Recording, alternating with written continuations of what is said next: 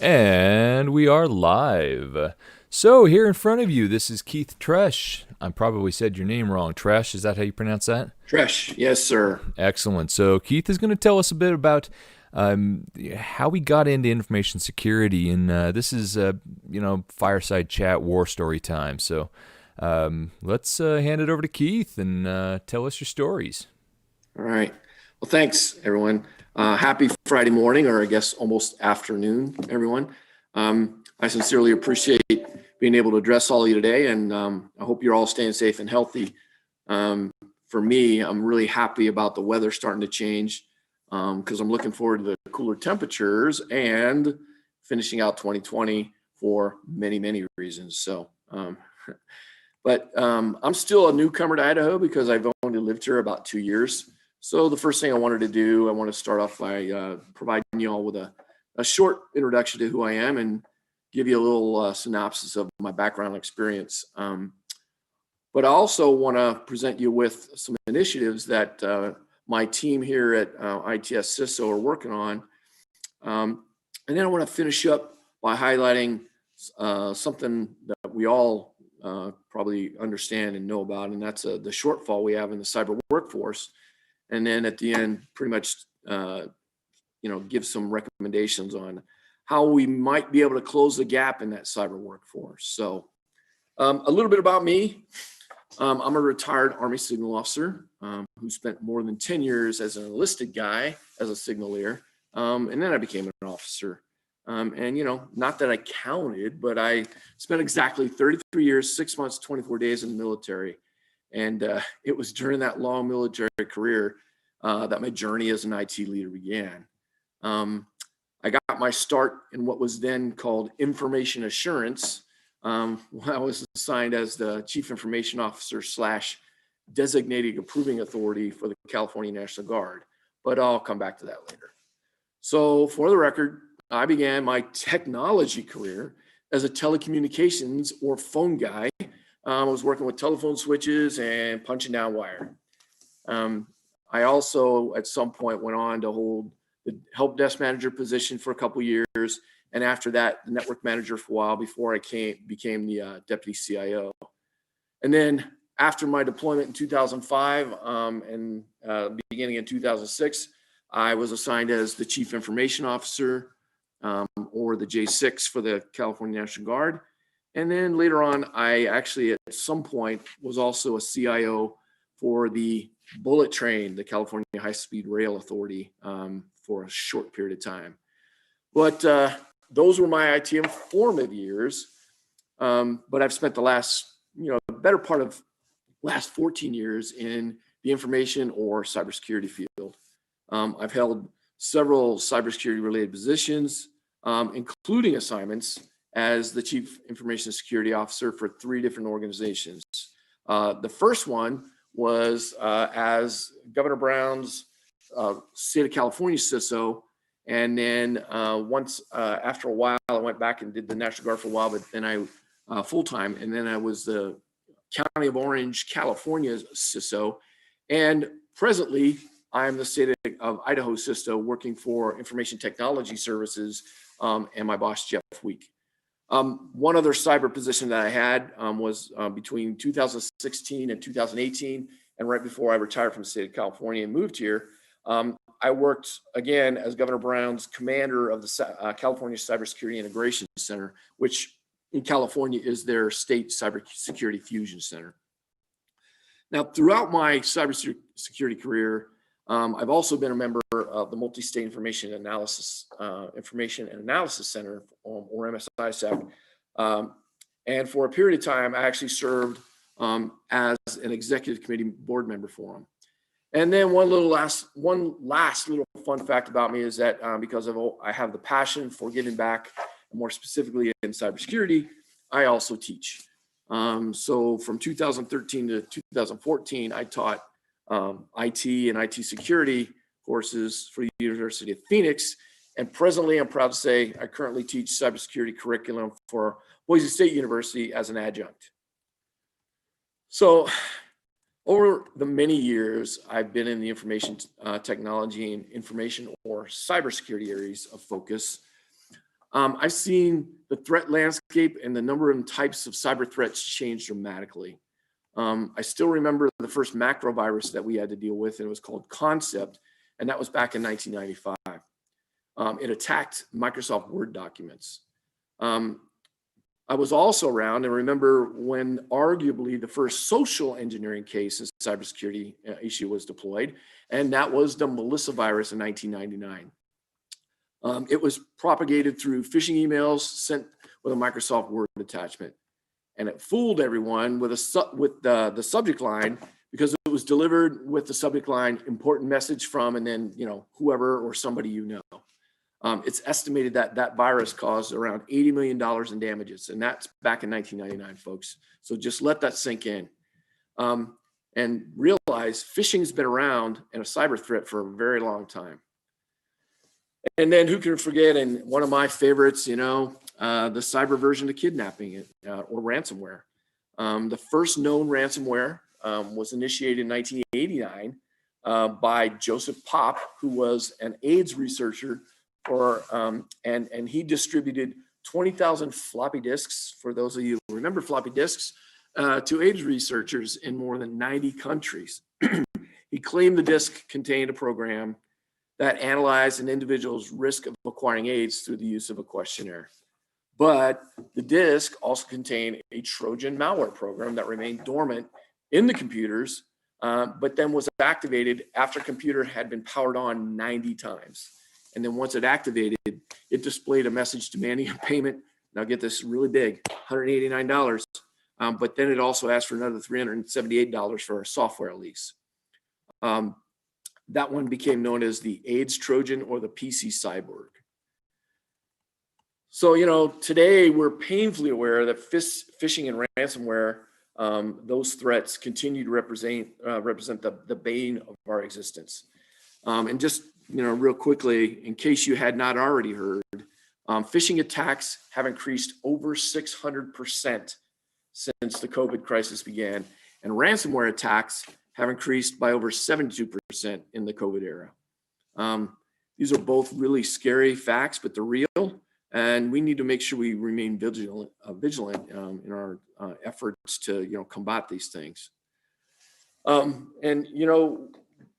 For any of you that have been around long enough in the cyber arena, our prevention efforts in cyber have constantly been challenged by one daunting fact.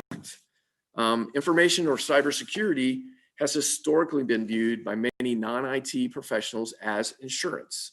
And what I mean by that is that the money that they spent on cybersecurity was viewed merely as insurance against an attack that may or may not happen in their eyes. This is merely insurance against an attack, and they're thinking, why is this important to me? The unfortunate fact is that this mentality still exists in some cases and was clearly demonstrated in a survey that I looked up through Digital Information World. And it was done in 2019, and it found that 60% of CEOs thought their company was safe from cyber breaches, while less than 30% of the IT professionals agreed with them. This conflict between IT and C-level or business executives has led to dangerous levels of lagging security, money spent on security, and security funding. And quite honestly, and quite frankly, the COVID crisis has not helped the thinking about cybersecurity spending. As a result of COVID, and as we always do, CISOs responded to the COVID-triggered work from home missions that we've all been faced with the need to quickly institute measures to maintain business continuity and protect against the new cyber threats. And so to manage that continuity, all of us and all the security professionals have been patching remote systems over VPNs, or virtual private networks, that have become super stressed and strained under those increased workloads. And this new business continuity mission had to take place even as many of our budgets for fiscal 2020 had already been allocated before the pandemic broke out. So, to cover the costs addressing business continuity during the crisis, a lot of CISOs have had to put other projects on hold. And according to another survey by McKinsey and Company, who polled more than 250 CISOs worldwide, the COVID-inspired security measures are going to remain a top budget priority in the third and fourth quarters of 2020. And with all that said, despite all the work and the headlines that cybersecurity received as a result of COVID, more than 70% of the executives that they've talked to believe that their budgets for fiscal year 2021 are still going to shrink. And because of that, supporting new tactics to safeguard our organization is expected to limit the spending that we're going to be able to have for such thing as compliance issues, governance things, and risk tools. And add to that, and to the collective efforts, because of the collective efforts of the CISOs for us to maintain business continuity and to protect the remote workers, this will likely have a lasting effect on the cybersecurity providers as well for the next 12 to 18 months because of the budget constraints. Because we're planning for more permanent remote work and for phased reopening and limited interaction that people have with non-essential visitors, it's going to increase the interest in some cybersecurity products and services, but at the same time, it's going to end up curbing it for many others. An example of that would be product lifecycle refreshes. They're probably going to have to decrease. The same survey also noted that to address budget constraints, a lot of CISOs are considering extending how long they use security applications before they upgrade, especially for hardware-based services like firewalls. It's also reported that cybersecurity professionals will be forced to limit paying for new features and or patches to only their most critical applications. And that's, kind of scary. The same survey results also showed that the market for security training and awareness is absolutely going to grow based on what we've just talked about, where when I talked about phishing emails and ransomware increasing. The cyber threats remote workers are facing is dramatically increasing. And because of that, company CISOs say they will be motivated to boost and improve training and awareness to educate their users about cyber hygiene. So, hint, hint to cyber providers, any one of those that can provide cybersecurity awareness training should be prepared to deliver those services virtually and be able to provide for real-time interventions. One more finding that was in the report is that agencies who are going to contribute to the work from home strategy say they may be open to replatforming. What do we mean by that? So the CISOs that need to bring services in line with the news guidelines may be more inclined to move some of their applications to new platforms, including the cloud, where they, as before, they were not. Why is that?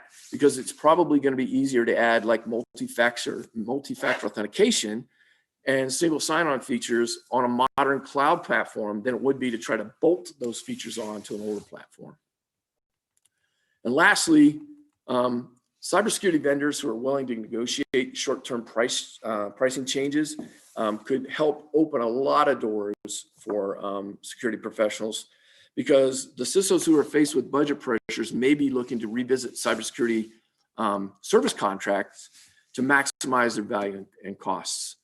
And so if cybersecurity providers are able, they could use the opportunity to extend those licenses for a period of time without negative financial consequences to the customer and, God forbid, build new levels of trust with their customers. So let me shift gears a little bit here. I want to talk a little bit about some of the initiatives we're working on. This is something that is near and dear to my heart, and it kind of gives me a lot of pride to be working with a lot of the folks that are here on the B-sides. But before I do that, let me give you a little bit of background on the agency I work for those of you that aren't aware. So the Office of Information Technology Services, or ITS, was formed back in 2019, and before that was called Office of the CIO. Governor Little created ITS shortly before he took office. I'm sorry, shortly after he took office, with one main purpose in mind. He wants to modernize Idaho state government information technology portfolio. Okay. Presently, ITS is in phase 2 of bringing state IT systems and responsibility under one roof. And with that, the role of the state CISO and the CISO office changed from being focused internally on operations within ITS to focusing on outreach with the communities and the Idaho constituency. And what does that mean for us? Well, that means our priorities are focused on helping all of Idaho's public sector entities and providing help and as many resources as we can to Idaho schools, elections, and small businesses who, by the way, are a huge target of cyber threat actors. And lastly, of course, to our citizens.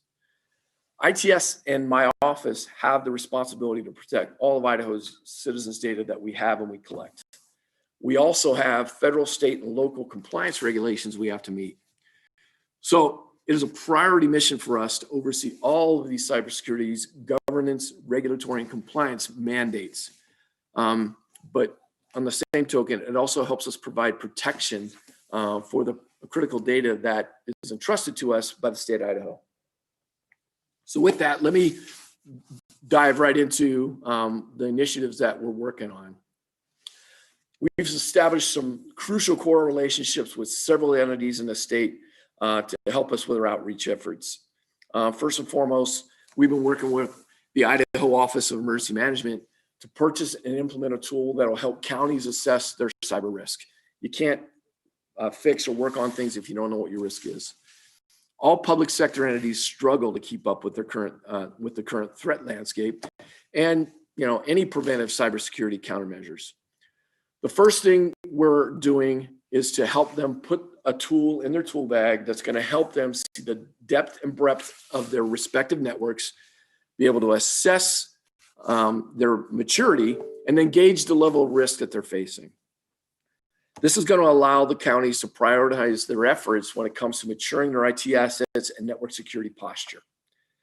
We're also working with IOEM to update the cyber incident response program. The end state or goal of this is to make the cyber incident reporting easier, help streamline the process, and improve the communication flow before, during, and after an incident to help ensure that all the public sector entities have access to the correct resources to help them remediate and recover from any cyber attacks or breaches that they encounter. Another initiative we're working with the Idaho Office of Emergency Management on and with other state entities is establishing a robust and effective cyber threat intelligence program. It's crucial for us to monitor and have access to all the cyber threat intelligence sources, including the dark web, to effectively identify and protect Idaho assets. That includes all state systems and data, our critical infrastructure assets, our election systems, higher education and K-12 systems and data, small businesses, and Idaho citizens in general. Our end state goal is to create an intelligence program that aggregates the cyber threat intelligence, narrows the threats to those within Idaho, prioritize it by sector, and then provide recommended actions, for the entities, all the entities that we deal with involved, so that they can take those measures in order to protect themselves from cyber threat actors. So one of the next ones is something that I'm really happy with. I'm very proud to say I was part of this when I was back in the Guard. One of the untapped cyber resources that we have in Idaho are the soldiers and airmen of the Idaho National Guard. Through my assignment as an IT director for the California National Guard, and then during my tenure as the commander of the California Cyber Center, I learned and saw firsthand how deep the skill sets of these cyber warriors go and the talent that they bring to the table. The depth and training and the real world experiences that they have to master to become qualified in their job is unmatched, folks. And that's why we've forged a close relationship with both the Army and Air and National Guard in Idaho and their cyber teams through the National Guard leadership. Major General Garshak and Colonel Vancher, when we met with them, both fully support a mutually beneficial relationship between Information Technology Services and my office and the Guard. And I'm working with Colonel Dan Lister to make that this partnership happen. It's got the legalities that we have to walk through, but we're working closely with them to do it. To utilize the training and the skills that these National Guard folks bring to the table, we're working alongside Colonel Lister and also Lieutenant Colonel Kim McCormick to put together a plan to have the Idaho National Guard cyber warriors perform vulnerability assessments and possibly even penetration tests for Idaho public sector entities. The skills and the skills and information that the Guard cyber teams can provide to all of these entities that they assess could, markedly improve the public sector cyber maturity and the posture we have within the state of Idaho as a whole. In addition to cyber risk assessments, the Guard is also working with us on improving the statewide cyber incident response plan as well. If and when a cyber incident occurs involving an Idaho public sector entity, we want all of these entities to know and understand the incident reporting procedures and the resources that they have available to them for remediation and recovery from such an event. The Guard's cyber teams also have the capability to assist in remediation recovery efforts. So we want to ensure that fact's known and make sure that we utilize their skills and knowledge statewide. The Guard's cybersecurity portfolio also has one more tool that I want to talk about, and that includes cyber threat analysis capabilities. We are working with the Guard leadership to finalize a plan and help analyze any all Idaho specific cyber threat intelligence we receive. The goal is to make that intelligence actionable for all Idaho public and private sector entities. That is, something we're looking at. It's out a little bit because we have to really get that cyber threat intelligence in the state and mature it. But that is an in-state goal that I'm very excited about and hoping we can get to in not too long, not too short or not too long a distance. One of the other partners that we are working with to help fill an ever-growing number of cyber positions in both the public and private sectors of Idaho is Boise State University. We're working with the director of Boise State University's Institute for Pervasive Cybersecurity, Ed Vasco, and a Cyberdome vision to potentially provide counties, cities, and municipalities with security as a service. We're also working with Dr. Sinin Liu to help create more operational cybersecurity curriculum, programs, and degrees because as most of us in the educational world understand, a lot of the things we're teaching is theory, and we want to make these things more operational.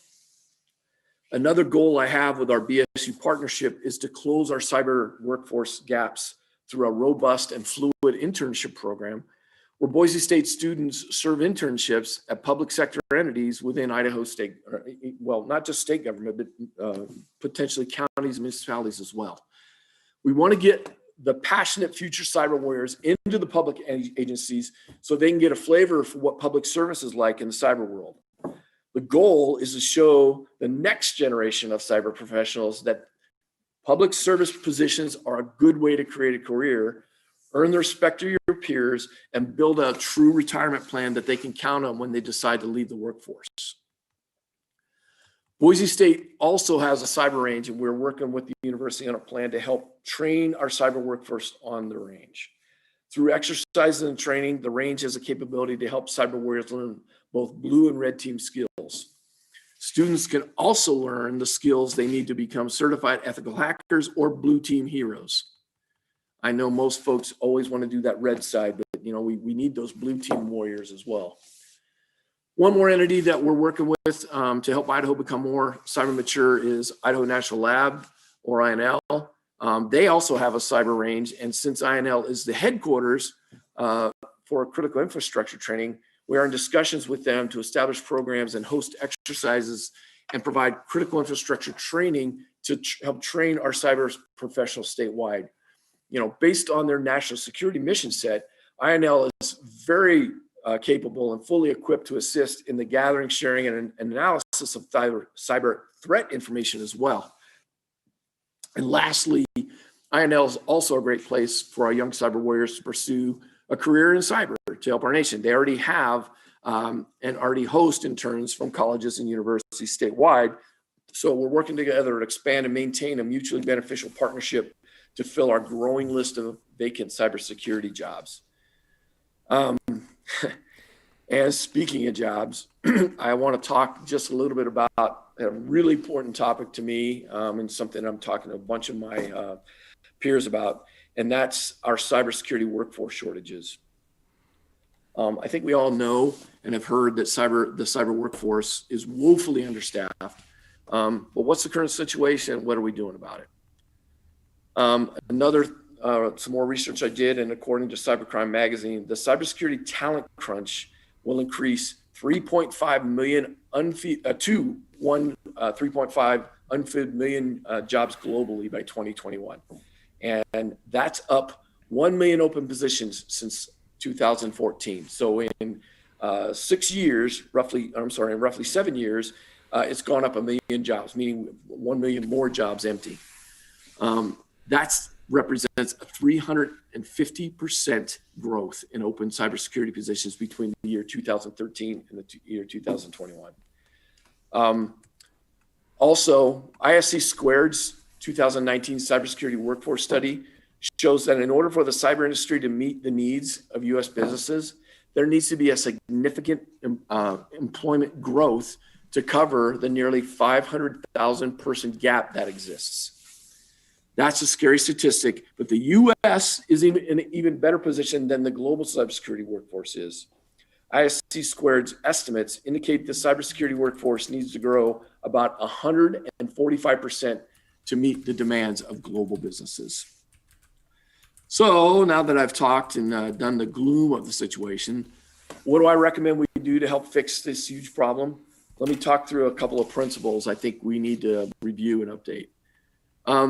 The first one is, I think, and I highly recommend we work together and agree upon widening the candidate pipeline by changing the basic job requirements. In other words, stop making degrees a mandatory requirement for entry-level jobs, okay?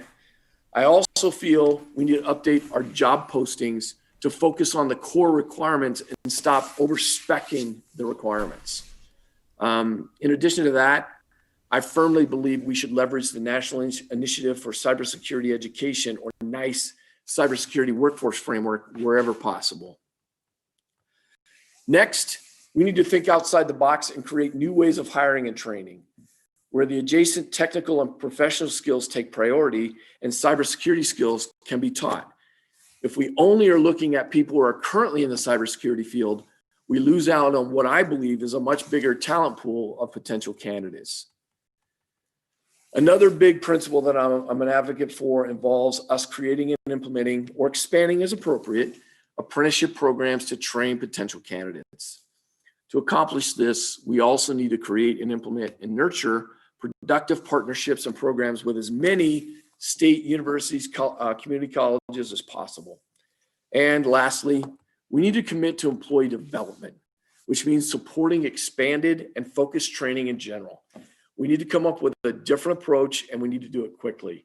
And we need to all support career planning and mentorship inside organizations, and stop being so parochial and looking at it from, we can't, don't touch my morals kind of thing. So on that note, my soapbox rant is over. So let me say thanks for allowing me to address you today. But one last thing I want to talk about before I close out and take questions is to just let you know that we do have a website with cybersecurity resources on it. And for those of you who do not know about it, let me share the URL with you, and I will make sure that everyone has this in the end. But it's www.cybersecurity.idaho.gov. So with that, thanks everyone for their time and attention. Stay safe, and I hope to see you all in person at a conference soon. All right, Keith, thank you much. Okay, so we have actually been getting a few questions, so let's shift gears if I've still got you for a minute. Sure. there's a few of these that I really enjoy. So I'm going to start with Mr. Jay Stoner over here asks a great question of, what keeps you up at night? I mean, you've got your fingers in a lot of pies and you're listening to a lot of the folks who are making big changes and doing the big scary stuff in the dark basements. What is it that makes you worried? The shift from in the office to home, because what we've done is we've taken the network boundaries and now there are no boundaries. Our network is now everywhere. So the network boundaries, and then you talk about the hardware and what the folks are using. So we don't have as much control over, especially, you want to talk about agencies and entities that don't have a lot of disposable income that, and a lot of money to put on IT. I've mentioned this in several places that I've talked, but, the business continuity didn't necessarily take into account COVID and moving everybody out to working from home. So the money to put computers and laptops in their hands that are owned and controlled by us or your organization, that's what keeps me up at night and scares me, because we've had to change and adapt. And sometimes the security we didn't have the money and we didn't have the resources to keep the security up to snuff with the new environment. It's that question of bring your own device, but now you're dealing with everything on everybody's network, not just, a BlackBerry here and there. True. And if you have to allow your folks to work from their own devices, then that's the wild, wild west. You have no clue and no control over what they have on their personal devices. No, thank you for that answer. I appreciate that. So there's some general questions as well about your transition from your time in the military to civilian cyber work. I know that you talked about it a little bit, but I think that that's something that a lot of folks are interested about from a higher level. We have a number of veterans in our group, and there is more interest among a lot of us who are the community leaders and the people trying to drag out more activity everywhere. What would you, if you could talk about your experience, but maybe even more importantly, how would you have us help other people who are exiting the military follow us into this field?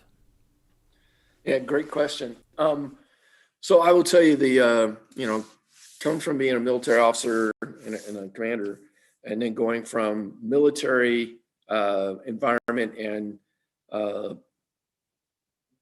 rules and regulations to state government was a big eye opener for me. Full disclosure, I was a full-time National Guard guy who moved and was still part-time National Guard when I became the state of California CISO. So I was doing the state of California CISO job full-time and was a brigade commander at the same time on the drill side. It was a huge change in environment. The politics of the military, and I say politics, what you deal with versus what you have to deal with in state government is completely different. So if I had to say what's a good way, I think getting more involved, because the National Guard, and that's one of the things I'm really happy about, is that we're getting more involved with the National Guard leadership from my office here to kind of build that bridge. Because when you go from a military environment to public sector, but in government, there's a lot of different things you have to, the politics that are involved, the skill sets change. Whereas in the military, when you hold a position, you have to be fully qualified to hold your position. In state government, some of these folks don't get the training, and sometimes they're even pigeonholed. And I found this out in a big state like California, even, where they were pigeonholed in a certain niche of IT, say help desk, or hey, I'm a network person. So the whole pyramid and where I can go, and I want to go from being a network person to being in cyber, those kinds of things. There weren't a lot of avenues there. So I think, and I'm not trying to talk around your question, I'm just trying to how to bring it back all together. I think one of the things that I would like to see is where the state, Idaho has like an IT leadership, I don't want to use the word academy necessarily, but where IT leaders from both the military and state entities can work together and learn from each other on this is how we do business, this is how we do business, and understand the differences between them. And I think relationships between state entities and other public sector entities and the Guard is huge. And in the military in general, coming away from your military career and coming in there, I think it's good. It's a good thing to do is to get as much involved with the community as you can to kind of get their understanding. And so they know where your experience and where you came from, and you can share those common, there is a common thread there, and getting to know what they are. Oh, I love that. I love that statement about get involved. And there are some people on this chat who would be happy to continue that conversation. There are some organizations in the Boise area. Specifically, there's a Slack channel for Boise Security, and there's some other of that happening on the small scale grassroots growing.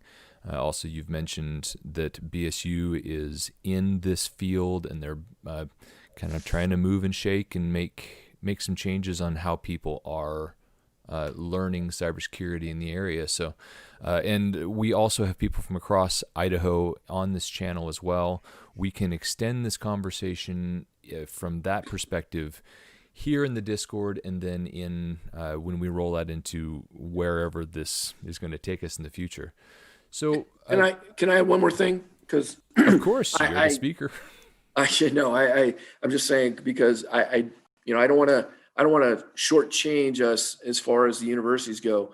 And this is something I was very involved with in California as a cyber commander. I would like to see, I have a great relationship with the BSU folks, but I would like to, and that's only because I'm teaching there, and then I found the people and know them. I would like to find out and get more involved and get them involved, people like from U of I and ISU and the community colleges in this, because quite honestly, another resource is community colleges.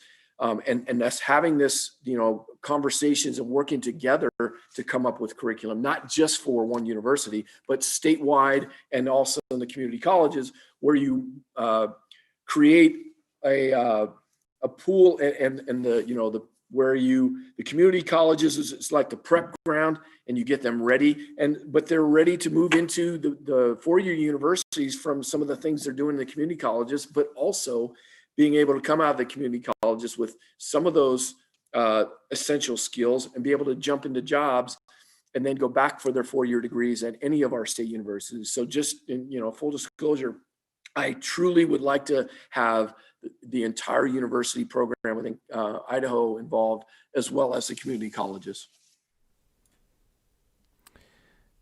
Oh, had too many mute buttons on over here. That's excellent to hear, and I really look forward to hearing where that comes from your perspective. And there are a lot of other community leaders here that are not in the current educational system that would do really well being involved in that conversation.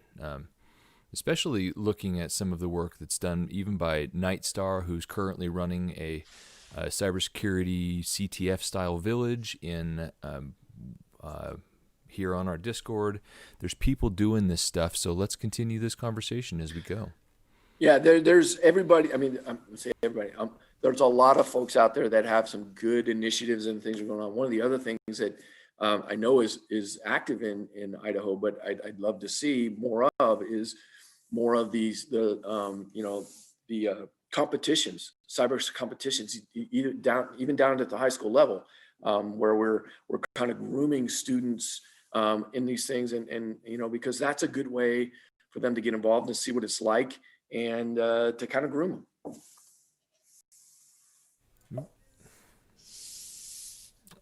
Well, thank you so very much for coming to talk with us today. I know I appreciate it. I think that most of the folks here are glad to have someone with your level of experience here in the community and helping us move forward. It's also good to hear some of where we come from, because technology, more than a lot of things, kind of is built upon a lot of the time the mistakes, but the decisions made in the past. So if there's one more thing that you would like to wrap up everything you've said into one takeaway, what would you like your call to action, your takeaway, the thing you want people to come away from your talk with? What's your signature there? Well, you said one, but it's going to be kind of two. So the big one is, you can never have enough partners and partnerships and relationships in the cyber world. Everybody's got good ideas, good plans, and things that you can, kind of work together on to do that. Something that I like to talk about a lot with my military cohorts, and that is plagiarism. And when I say plagiarism, don't recreate the wheel. If there are people out there that can help you because they've already put stuff together, work together and create or take something that they've already used or created and just tailor it to what you're doing rather than have to start from scratch. That doesn't work in all cases, but for the most part and in a large part, there are so many smart people out there. Don't be afraid to ask for help and say, hey, I'm doing this. Can you help me with it? Beautiful. All right. Well, thank you all for coming to watch this keynote. We will Yes, thank you. End this about now, it looks like. Everybody can go take a little bit of time, unwind for a minute before the 12:30, which is when talks come back up. So a little bit of time for lunch.